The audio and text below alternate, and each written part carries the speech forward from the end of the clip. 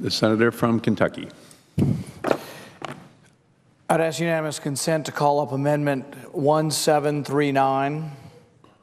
Without objection, so ordered. The clerk will report. The senator from Kentucky, Mr. Paul, proposes an amendment numbered 1739. I would ask unanimous consent that we consider the amendment to have been read. Without objection, so ordered. A once great city, Detroit, lies in ruins. 50,000 feral dogs roam the city. Abandoned houses litter the landscape. It is a bleak and forlorn future that awaits Detroit. Creditors clamor for nearly $20 billion in debt. City employees wonder if they'll be paid. There's not enough money to even replace the streetlights in Detroit. God forbid that a major fire break out. At some level, I think the president does care about Detroit, but today, all I can see is the billions of dollars, the billions of American tax dollars that he chooses to send overseas. I see the shiny new technology, America's best, going to arm people who are indifferent to us and at worst hate us. The president sends billions of dollars to Egypt in the form of advanced fighter planes and tanks. Meanwhile, Detroit crumbles. Chicago is a war zone. More people will die in Chicago this year than in Afghanistan. Yet the president insists on building a $34 million fort in Afghanistan. Hillary Clinton insists on spending $80 million on a consulate in Afghanistan that will never be used. As Detroit decays, Chicago's a maelstrom of violence, and yet no one questions sending billions of your dollars to Egypt, to despots, to dictators in foreign countries. Our nation's bridges are crumbling, and few politicians from either party will question that billions of dollars are being sent overseas while our nation's infrastructure is crumbling. The law is very clear. Everyone here in Congress can read. They recognize that the law says when there's a military coup, the aid must end. Today, we will vote on whether or not they will obey the law or whether they will openly flout the law and disobey. When a military coup overturns a democratically elected government, all military aid must end. That's the law. There is no presidential waiver. The law states unequivocally that the aid must end. So when the military coup occurred in Egypt, how did the president respond? How did Congress respond? The president and his cohorts in Congress responded by shoveling good money after bad into the failed state of Egypt. The president is intent on building nations abroad and not taking care of our nation here at home. I propose that we take the $1 billion that is now being illegally given to Egypt and spend it at home. We have bridges crumbling at home. Can't we fix some of our problems at home? We've had a bridge collapse this year in Washington State. We had one collapse in Minnesota a few years ago. We have a bridge in northern Kentucky that is becoming increasingly unsafe, and yet there is not enough money to repair our bridges because your politicians are sending the money overseas. It's unwise, and right now it's illegal. Countries like Egypt are getting billions of dollars in aid. Meanwhile, they recently let a mob advance on our embassy, climb atop our embassy, and burn our flag. I say not one penny more to these countries that allow mobs to burn our flag. In between cashing our checks, Egypt finds time to convict 16 Americans on trumped-up political charges. Fortunately, the Americans were able to escape. They left the country, or we'd have 16 Americans imprisoned by Egypt. Luckily, these Americans were able to get out of the country. Now, how do these establishment politicians respond? How will the other side respond today when they get up and plead that we should break the law? What will they say about Detroit? What will they say about Chicago? What will they say about the bridges in northern Kentucky that won't be built because we're sending the money to countries that are burning our flag? I think it's unwise to send arms, particularly advanced arms, into the chaos of Egypt. I fear one day that someone may arise in Egypt who says, let's attack Israel with these planes. Let's attack Israel with these tanks. I fear these weapons that we are giving to Egypt may someday be used against America and our allies. Even the Egyptians don't want our aid. There was a Gallup poll last year that showed that 70% of Egyptians don't even want the money we're sending them. To understand why, you have to understand that American aid doesn't go to the Egyptian people. It goes to the despots and the dictators that run the place. You have to realize that when protesters gather in Cairo, when by the hundreds of thousands and even millions they gather in Tahrir Square, why are they unhappy with America? They're unhappy with America because they're being sprayed with tear gas, bought with American tax dollars, manufactured in Pennsylvania, and given to the Mubarak family or given to the military. Why are they unhappy? Foreign aid doesn't go to foreign people. It goes to foreign despots and foreign dictators. Foreign aid is more likely to buy a lavish chateau in Paris than it is to buy bread in Egypt. You send money to Egypt, it buys private jets for the Mubarak family to fly to Europe. The Mubarak family is said to have stolen billions of dollars of American aid. Over the past 30 years, Americans have been forced to finance the Mubarak family living large. So when you see pictures of depression in Detroit, when you see abandoned housing in Detroit, when you see boarded up housing, when you see 50,000 feral dogs running through the streets of Detroit, when you see a once great country, a once great nation, a once great city lying in decay, you think about your politicians who chose to send that money to Egypt and not keep it here at home. As Detroit decays, as the money is stolen and squandered around the world, but as Detroit decays, as Chicago's overrun with violence, as Americans struggle to put food on the table, Mubarak and his family dined on caviar and champagne. As Mubarak flew to Europe for weekends on his jet and lived the life of a king, his people rotted in jail indefinitely, without charge, without trial. They've been living under martial law for 30 years. You wonder why they're unhappy with us? We've been financing the guy that's been giving them martial law and indefinite detention without trial for 30 years.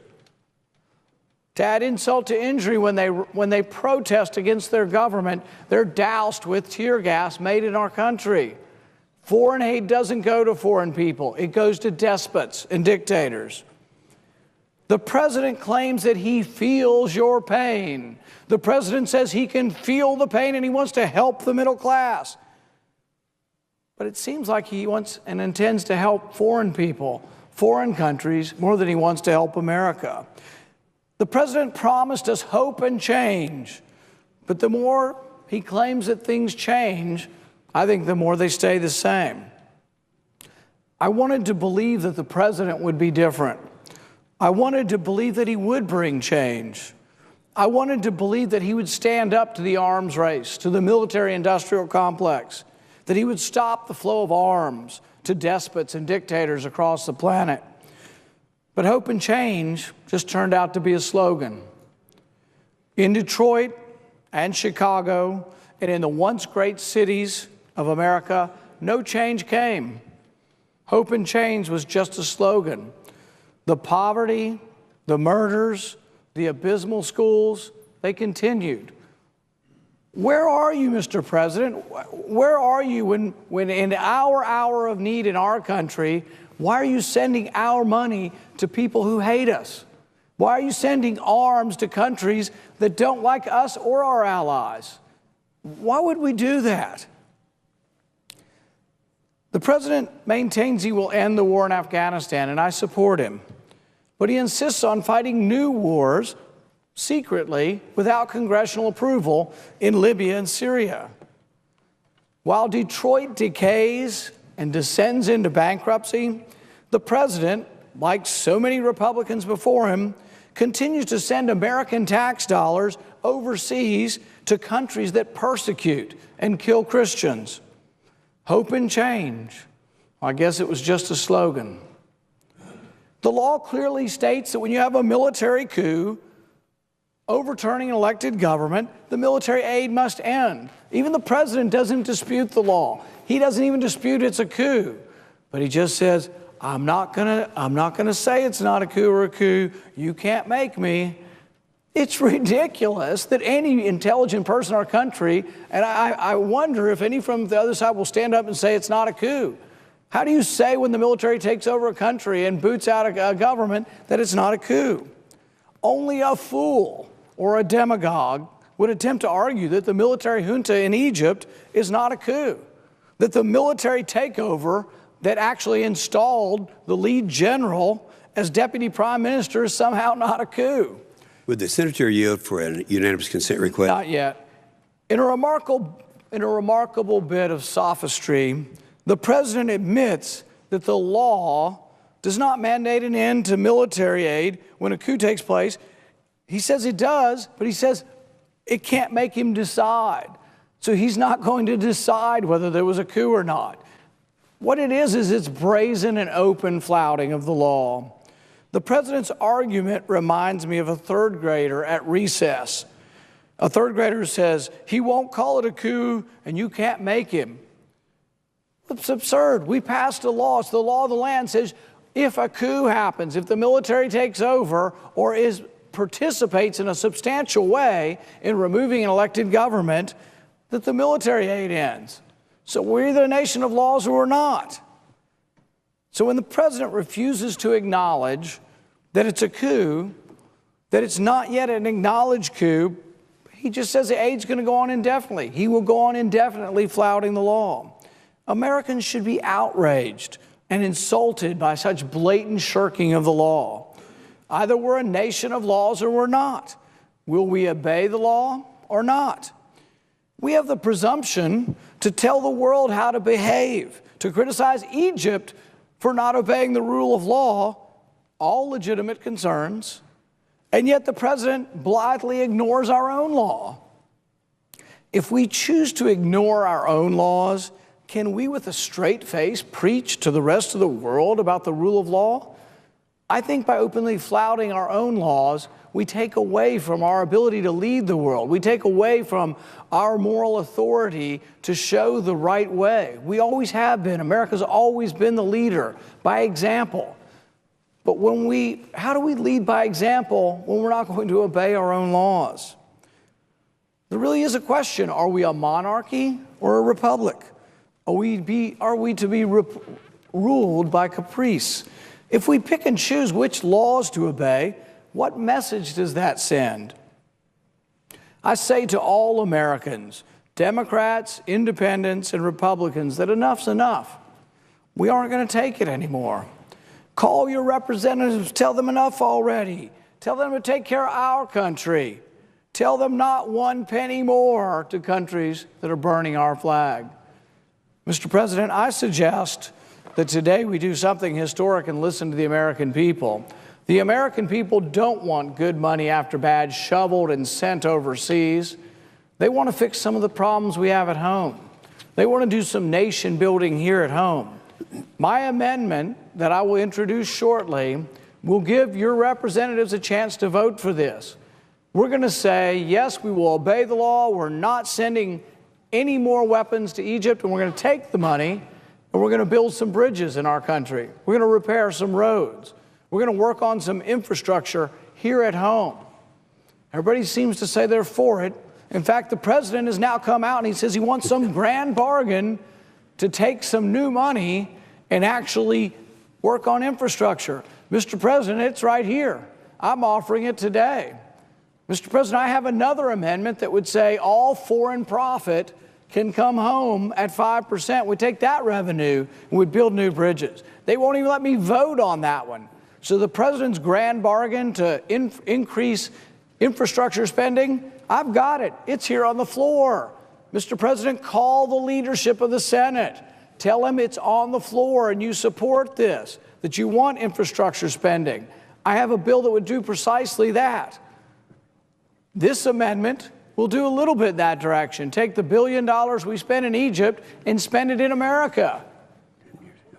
So when you see the pictures on the news of what's going on in Detroit, if you live in Detroit and you're suffering through the bankruptcy of your city, if you see around you the chaos and poverty of Detroit, you look and call the president. You say, Mr. President, why are you sending that money to Egypt?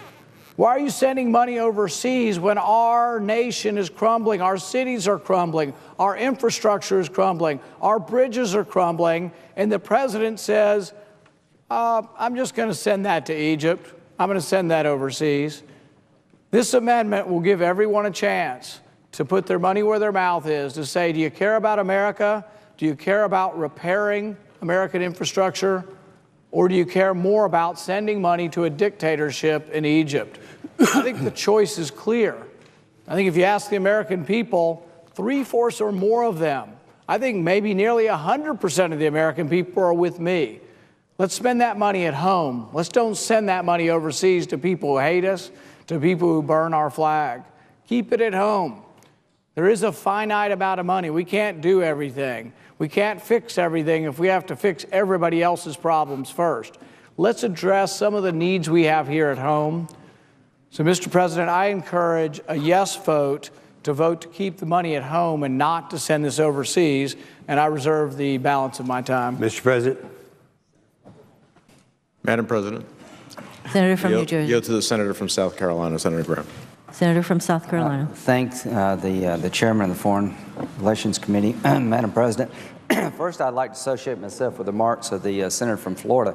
Now's the time to be creative with our assistance to Egypt to try to change things while there's still hope of things changing in a positive direction. I certainly understand why should we be selling F-16s to people who behave this way. The administration has put on hold the 4 F-16s that were due to be delivered to Egypt, trying to find out what's going to happen next. That makes sense to me. But why are we selling weapons to Egypt? Because if we don't, someone else will. I want them to have F-16s and come to our pilot training bases. I want Egyptian officers to come to our military training academies. I want a relationship with the Egyptian military that can be beneficial to our national security interest.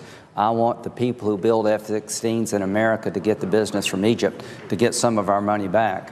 If they buy MiGs or Mirages, we lose that. It's not a question if they're going to buy fighter planes, it's a question of who they're going to buy them from. And we have every right to withhold sales. We have every right to put them on hold temporarily. But to just sever this relationship now, I think, would be a huge mistake. And in fairness to Senator Paul, he says we would resume aid once they get their act together and move back toward democracy. I think that's something worth noting. That is an understanding on his part that he's looking for an outcome that we can be more supportive of. The difference I have is if we cut off aid now, then I cannot tell you the consequences of what that would mean in terms of moving in the direction we would all like. Unintended consequences to this decision jump out pretty clearly in my mind, and most of them are bad. Is it a coup? Certainly looks like one, certainly sounds like one, but at the end of the day, if we are moving toward democracy and the military steps back and democratically elected leaders take over, I think that's the goal for all of us. I wish we didn't live in a world like we do. I wish things were easier. I wish that the Arab Spring had been more successful. But the one thing I can tell you is that what happens in Egypt really does matter to us.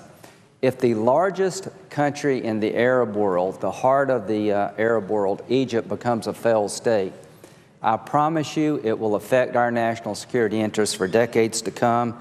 It would be a nightmare for Israel, and it would take the whole region down a path that it would be, at best, chaotic. Can we prevent a failed state in Egypt? I think we can. I don't know for sure what's going to happen, but I do know this. If America doesn't try, if we don't stay engaged and shape history rather than observe it, we will pay a heavy price as a nation. So, part of this amendment takes money that would be going to the Egyptian military and puts it on projects in the United States. I think one's a bridge in Kentucky. And I have no doubt that there's needs for bridges in Kentucky and South Carolina. I'd love to get my port deepened. But to the people of Kentucky and to the people of South Carolina, if we stop the 1% of our budget is $50 billion, that's no small sum. But if you canceled it all out and just left $3 billion for Israel, seems everybody likes that idea. If you just had $3 billion you spent on affecting the world, is that really smart? How much of the debt would be retired if you canceled all foreign aid and brought it back into the United States? Not a whole lot, but here's what I believe would happen. If America withdrew our foreign assistance, a lot of bad things would happen to us. Having a say, having influence in a world that's increasingly dangerous seems to me to be a good idea.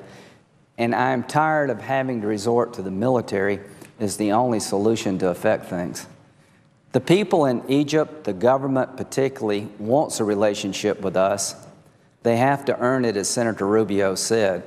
But really, to cut off our relationship with Egypt at this critical time, I think would be extremely ill-advised, and the consequences to the people of Kentucky and South Carolina and every other state in the Union would be significant. So, to my colleagues, when you cast your vote today about pausing, not terminating aid, trying to reconstruct aid, I don't know how that fits in a 30-second soundbite.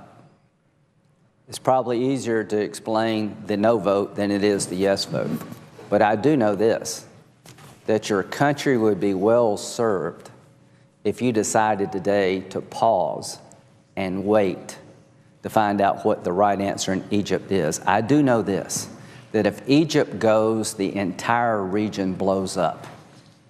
And the biggest fear I have is radical Islamists are closer to getting nuclear weapons and chemical weapons than any time in my lifetime. And if Egypt becomes a failed state, that's one more problem for us to have to deal with rather than focus on the Iranian efforts to march toward a nuclear weapon. So radical Islam has not forgotten about us. The question for us, have we forgotten about radical Islam? And if you want to stop this march in the Mideast of radical Islam getting stronger and stronger and stronger, try to hang on to our relationship with Egypt. Because if it becomes a failed state, the Sinai becomes one of the great safe havens for terrorist groups, and the Egyptian army, to their credit, is involved now with the Sinai. The cataclysmic effect of a failed state in Egypt would be the biggest booster to radical Islam I could think of, and would do a lot of damage to our national security and our best friend in the region, Israel. So, I have a letter here from our AIPAC. I asked them to comment on this, and they're saying we're writing to express our concerns over the Paul Amendment to the Transportation HUD Appropriations Bill that would eliminate military assistance and sales to Egypt. We do not support cutting off all assistance to Egypt this time, as we believe it would increase the instability in Egypt and undermine important U.S. interests and negatively impact our Israeli ally.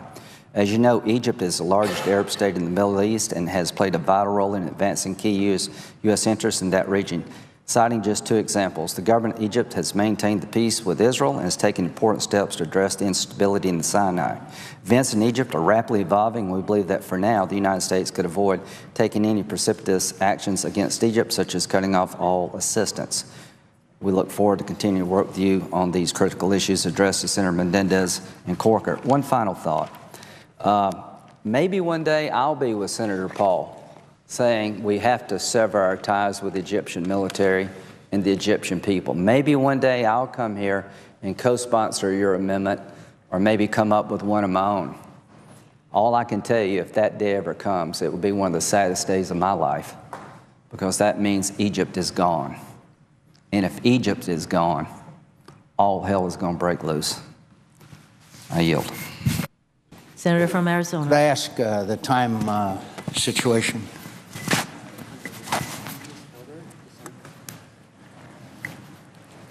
Under the previous order, the senator from Arizona has unlimited time. Does the senator from Kentucky wish to respond? Go ahead. Madam President, I think it's important in the context of this amendment on the Transportation, Housing, and Urban Development Bill that we put into focus what this amendment is really affecting. It is affecting the most important nation in the Arab world, the heart and soul of the Arab world, Egypt. All countries in the Middle East are important. Egypt is the most important. In Egypt today, there are demonstrations, there are scores of people being killed, hundreds being wounded, and this Friday, just 2 days from now, after prayers, there is predictions that there could be even more carnage will take place as a result of the pro-Morsi people taking the streets of Cairo and other cities throughout Egypt. So I think we ought to consider this amendment in the context of what's happening in arguably the most important nation in the Arab world.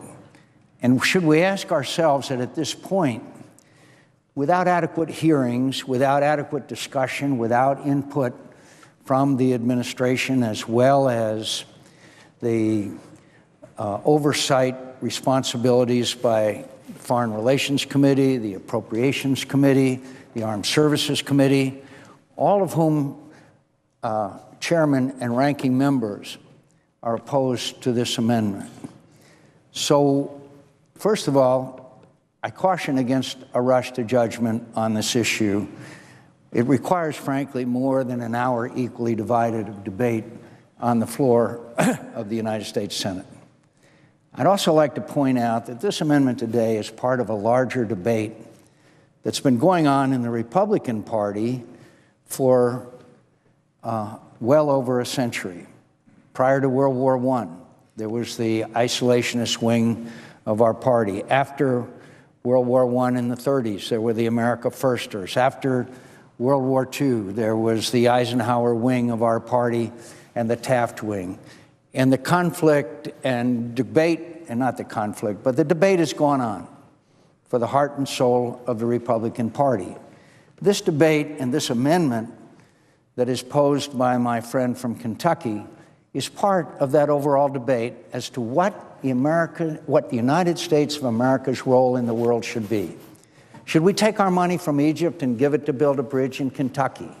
Should we take our foreign aid and cut it to the point where we no longer have influence in these countries throughout the world and spend it on the much-needed projects that are the result of a very ailing and still serious recession that we remain in? So I think that the vote today on this amendment has even larger implications than that of whether we should cut off all assistance to Egypt. And by the way, my friends, I don't think it's an accident that AIPAC, our friends there who represent the interests of the State of Israel, have opposed this amendment. Because if there's further upheaval in the Sinai, and if there's a collapse of the rule of law in Egypt, I don't think there's any doubt that the threat to Israel is dramatically increased. I've made it clear, and so has my friend from South Carolina, that it was a coup. It was a coup, and our law calls for that. But that is an implementation of a law that needs to be done in a way that is consultation with the Foreign Relations Committee, the Appropriations Committee, in fact, all members of the United States Senate. And I think it's important for us to send a message to Egypt that we're not abandoning them, But what we are doing is trying to caution them, to try to modify their behavior, to tell General Assisi that he's got to have an inclusive government, that he has to allow the Muslim Brotherhood to partake in the upcoming elections, that the Muslim Brotherhood, we has to be told that they have to renounce violence. Right now, Egypt is spiraling down into a situation of chaos, which I can promise my colleagues will sooner or later pose a threat to our vital national security interests. The most important nation in the Arab world descending into chaos is going to be a threat to the United States of America. And I urge my colleagues, and I urge my friend from Kentucky with respect, to realize that this amendment would send the wrong message at the wrong time. It may be coincidental, but this Friday is going to be an important day in Egypt. And should we be sending the message that, okay, to the Egyptians, you're on your own? And yes, other countries in the region are contributing enormously to the Egyptians without conditions. But the support or condemnation of the United States of America, the best and freest and still most influential nation in the world, is of vital importance. And at this time, I think it would be a terrific mistake for the United States to send the message to Egypt, you're on your own. So I hope that we understand that it's not about U.S. foreign assistance. It's not about what serves our interests it is about what serves our interests and our values. And this, my friends, is a debate that we need to have over the weeks and months and years ahead, in probably one of the best places to have that debate. But today, I urge my colleagues, no matter how they feel about assistance to Egypt, that we are committed. I urge them to appreciate that we are committed to a long debate on this issue.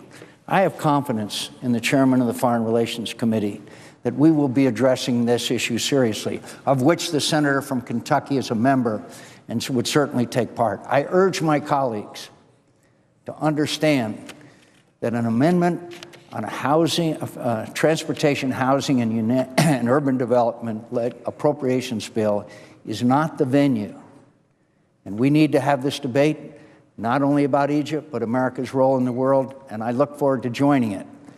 But today is not the day to take a step that could have repercussions that over time could damage United States' vital national security interests.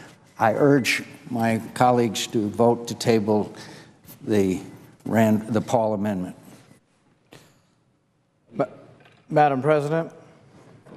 Senator from Kentucky.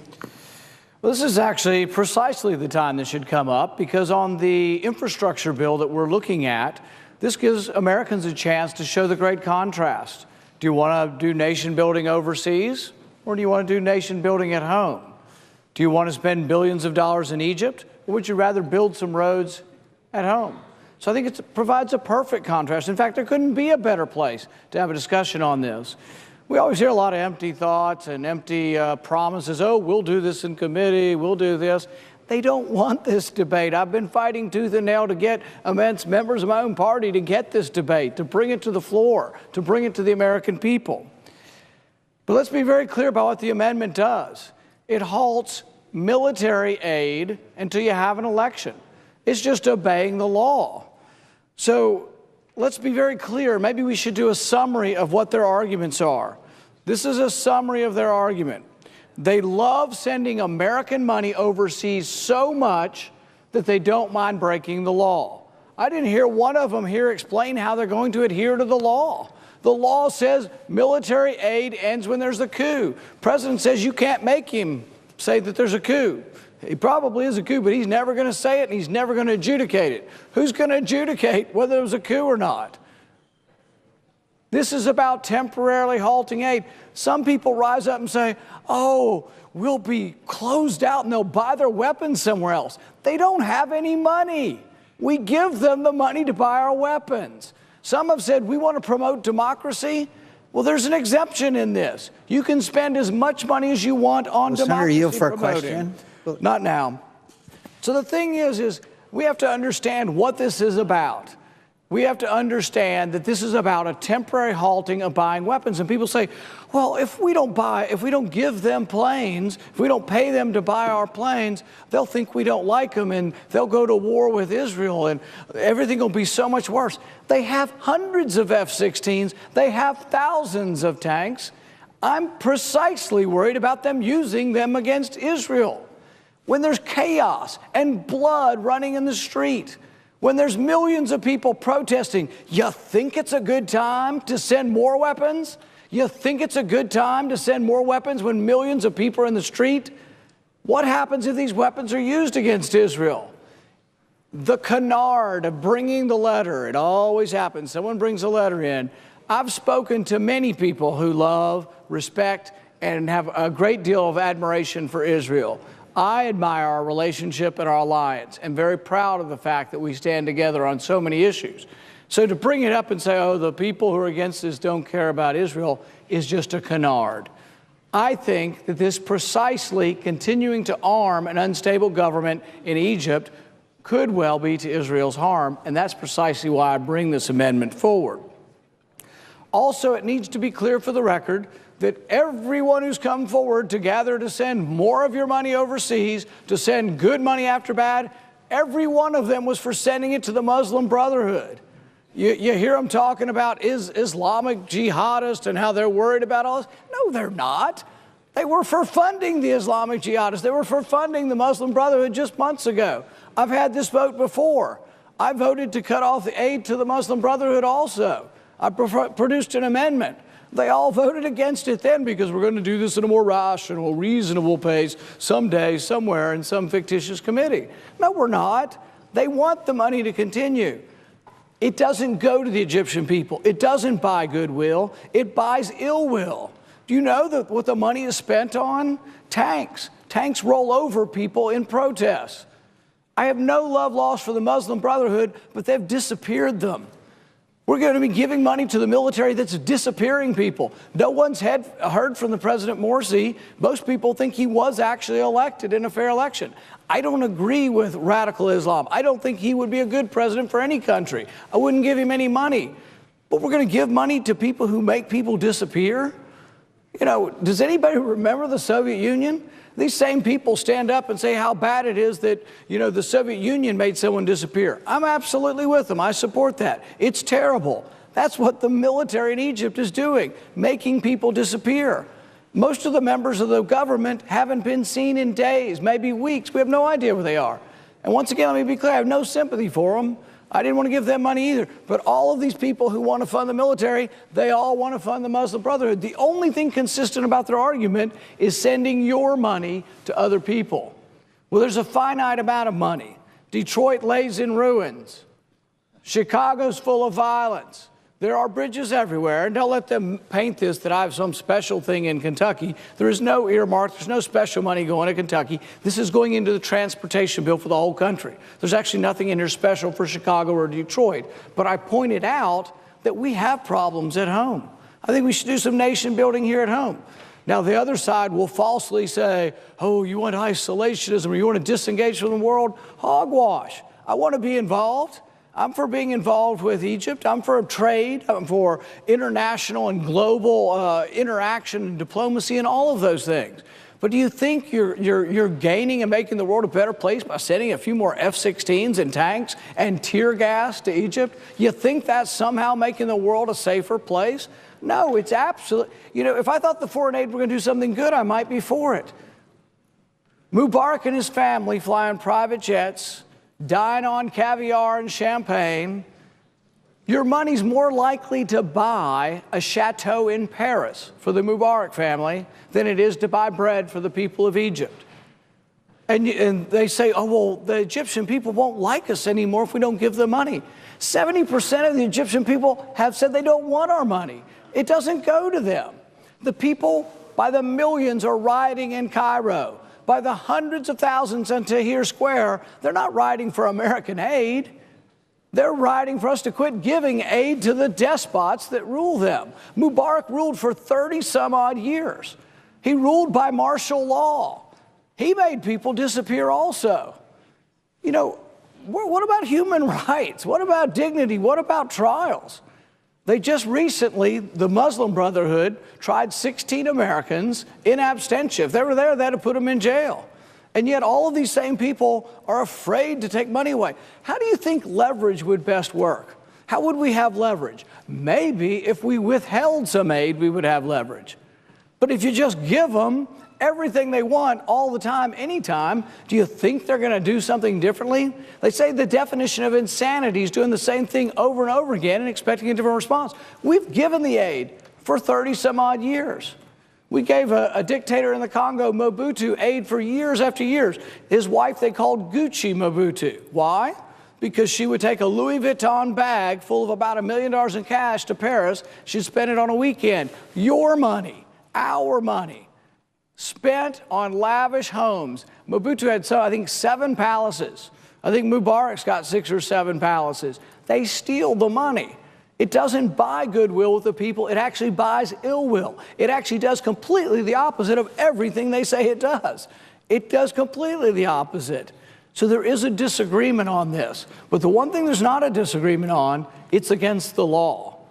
The Republican Party maintains, oh, we're for the rule of law. And we proudly beat our chest all the time and say to Democrats, oh, you don't want the rule of law and the president disobeys the rule of law. Well, guess what? This time, many Democrats and Republicans will flout the rule of law because the rule of law says the military aid ends when you have a coup. It doesn't say you can wait around until it's convenient for you and that maybe you can parcel out the aid in different ways. It doesn't say that. It says the military aid ends until there's an election. It's very clear about this. And so what the argument is about here is, do you believe in the rule of law? If you do, there's no question. You have to vote for this amendment because this amendment simply restates the law. I'm not even creating the law. I'm just restating the law that the aid ends and it resumes when there's an election. So those who want to say, oh, he's against all aid, don't listen to him, he's against all aid, that's not what this amendment does. This amendment enforces a law that actually every one of these guys, men and women, voted for. They've voted for this law. It's been on the books for 30 some odd years, and the law says that aid ends when you have a military coup. So they're all going to vote to bypass a law they've all supported. Every one of them supported this law. This isn't, some extreme position of no aid. This is a position of temporary halting it. It's their plan. So that it's not convenient now to obey the law that they passed. This is an important debate. It's not about doing things to harm Israel. It's about doing things that actually I think would be beneficial to Israel. It's not about ending all aid. It's about obeying the law. It really shouldn't even about whether aid's good or bad. I think there are a lot of bad things and unintended consequences that come from the aid, but it's not really about that. It's about whether you're going to obey the law or not. So what I would say is think long and hard about this. Some say they're going to do something that's more important than what their people at home want, and that they're very proud they're going to stand against the will of the people. 3/4 of Republicans, 3/4 of Democrats, and 3/4 of independents or higher think that it's a bad idea to be sending good money after bad overseas. We do have problems at home, and this could go towards fixing it. Some will say, well, it's only 1%. Foreign aid is only 1%. Well, guess what? If you cut 1% of the budget, each year, your budget balances within about 5 years. It's called the penny plan. Many on my side have actually endorsed this plan. So 1% isn't an insignificant amount of money, and it's not working. It's doing the wrong thing. So I urge a yes vote on that, and I retain the remainder of my time. Mr. President, Senator from New Jersey. ask 2 minutes to unanimous consent for 2 minutes. Without objection. Mr. President, let me close. This has been a robust debate, but listening to my friend and colleague from Kentucky, I appreciate his views. I strongly disagree with him, but above all, let's say what it is and what it's not about. This is not about Mubarak and chateaus. Mubarak is gone. The Egyptian people decided that. He's gone. And it's not about Mobutu. It's not about anybody else. You can conflate everything you want to throw it up against the wall. It's a question about whether or not we will continue to pursue our own national interests and national security in Egypt in the Middle East. This is, in fact, about democracy. It is about the 30 million that were protesting in the streets of Egypt that Senator Paul referred to. But their call is not for us to leave. Their call is for us to engage with them. And as the testimony before the committee by experts in this field said, the one uniting thing among all elements of Egyptian society that we could do is cut off all aid. And that we unite in what? Against us. Now, this is about making sure that we have a stable Middle East. It's not a canard to suggest that Israel's security is at stake here, because when you have hundreds of tunnels in the Sinai being used by extremists to send weapons into Gaza to attack Israel, it is about their security, and I think no one knows better about their security, and the state of Israel itself knows about their security. It is not a canard. It's a fundamental element of whether or not we are going to have an ally that can be safe and secure. It's a fundamental element of whether we're going to have an ability to affect the outcome in Egypt in a way that will create stability and peace. It's a fundamental element of whether we have to send soldiers abroad versus keeping them here at home. Because when there's peace and stability, we ultimately do not have to engage in the world with our military in pursuit of our national interests and security. When terrorists cannot organize in Egypt, we are safer here at home in the United States. So let us not cut off all aid to Egypt in a transportation, housing, and development bill when in fact our vital national interests are at stake. There's plenty of opportunity to help America's cities. I was a mayor. Nobody wants to help America's cities more. You'll get to do that when you vote for the THUD bill, if you put your vote up for it. But this is not the way to achieve it. I'm happy. I'm yield for a question. I'm happy to yield to the senator from Arizona. You know, as Ronald Reagan used to say, facts are stubborn things. The senator from Kentucky just said that Egypt has no money. Isn't it a fact that the Gulf countries and the Saudis have just given them $13 billion? Absolutely. They've made pledges and given money as well. And again, isn't the question here is whether the senator from Kentucky knows what's better for Israel, or Israel knows what's better for Israel? And the fact is that AIPAC and the Israelis are adamantly opposed to this amendment. Isn't that correct? It is true that they are opposed, and I would assume that Israel, as a sovereign state, knows what its security interests are better than anyone else. Mr. President. The senator's time has expired. Mr. President, Senator from New Jersey. I have 12 unanimous consent requests for committees to meet during today's session of the Senate. They have the approval of the majority and minority leaders, and I ask unanimous consent that these requests be agreed to and that they be printed in the record. Without objection. Mr. President, what is the The status? senator from Tennessee. What is the status of time right now? I know there was, I think we ought to bring this to a close soon. All time remaining is under control of the senator from Kentucky, and he has 2 minutes. Mr. President, several points have been made about whether or not we should engage with Egypt. Absolutely, we should. But the Egyptian people don't see it as engagement when the engagement is at the end of a truncheon, when the engagement is tear gas bought with American money sprayed on them. They don't quite understand that as engagement. So buying arms, American tanks, and American tear gas to be used for crowd control isn't exactly what the Egyptian people have in mind as far as engagement. With regard to Israel, there is no unified statement from the nation of Israel saying that they're for this. I've had both private and public discussions with the leaders of Israel, and to tell you the truth, without naming individuals, I can tell you they're not too excited about sending more arms to Egypt. So for someone to come to the floor and say they speak for the nation of Israel, and they speak for all people who love Israel in our country, it's just false. There's probably 20 different groups in our country who support the nation of Israel and support them as our ally. I speak to them all the time. I visit with them daily and weekly in our office. So what I can tell you is, if you talk to the people, to the grassroots, and not to the so-called leadership, you'll find a much different story. because I would promise you, and I would ask and seek to have AIPAC let me speak to their entire crowd, and we'll see whether the crowd likes, at an AIPAC meeting, whether they like sending more weapons to the Muslim Brotherhood or more weapons to Egypt. I think you'll find a resounding no. This amendment's ultimately about the law, and I hope my colleagues will remember that if they vote against their amendment, they're flouting the law, they're voting to disobey the law, they're voting against the rule of law, and they're actually voting against the law they all have voted for. Remainder of my time.